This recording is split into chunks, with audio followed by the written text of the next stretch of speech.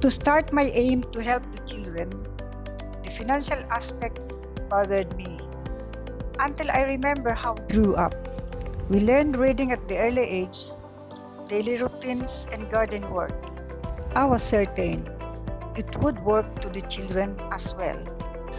With the moral and $50 support from my spiritual advisor, friends, and my strong determination, that was what I started. As planned, I had with me a fairy tale book and bags full of sweet bread for the children. Everyone was so enthusiastic hearing the fairy tale stories I read and how they wandered the pictures of the king, queen, and the princess and their palaces. It was unbelievable to see some of them, aged 12 years old, seem they haven't heard such stories. It inspired me more until the next days and the whole holidays. The children became so close to me.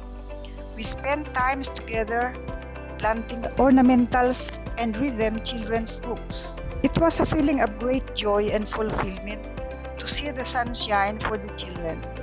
As my holiday ended, I care that someone continues what I started. Teach them to read, write, count, and keep on with the garden work. Back in Germany, a group of young Catholic altar boys got interested of my story. They initiated a run for a cause, and from the proceed, a one small classroom school building, like the witch house in the fairy tale story of the Hansel and Gretel, was constructed.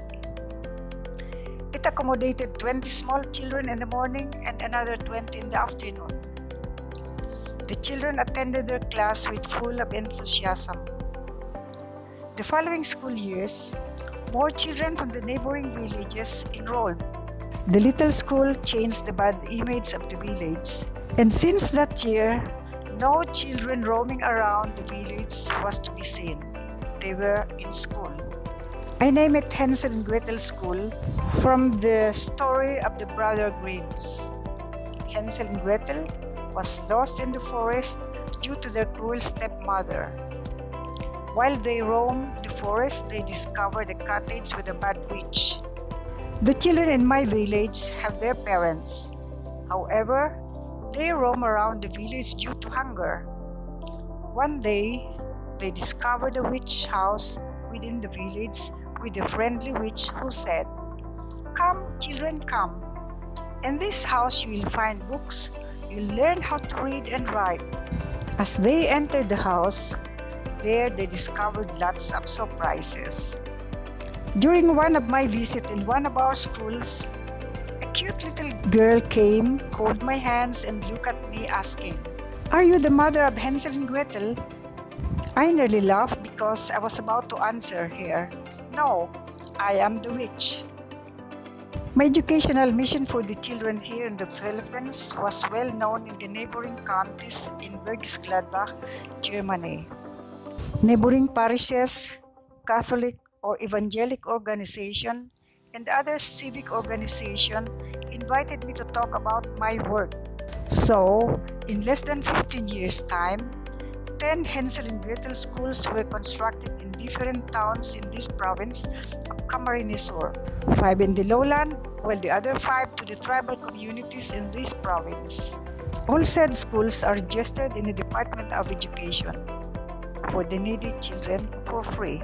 Our schools are known for its identity. All pupils are able to read, write, and count after the school year. From our former pupils, many graduated in college with stable employment here or out of the country. They are so proud and grateful for the intensive education in preschool as they excelled in the elementary grades. Reason why their children are now our present pupils.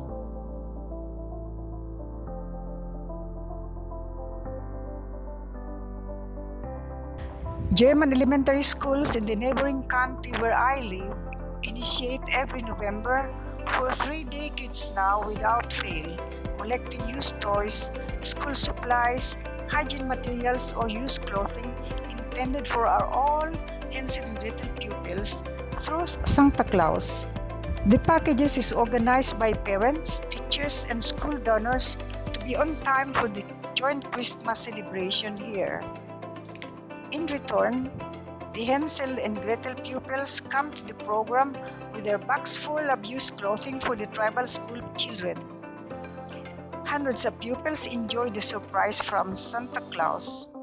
Likewise, children from distant villages. This tradition is meaningful and unforgettable to all pupils and parents.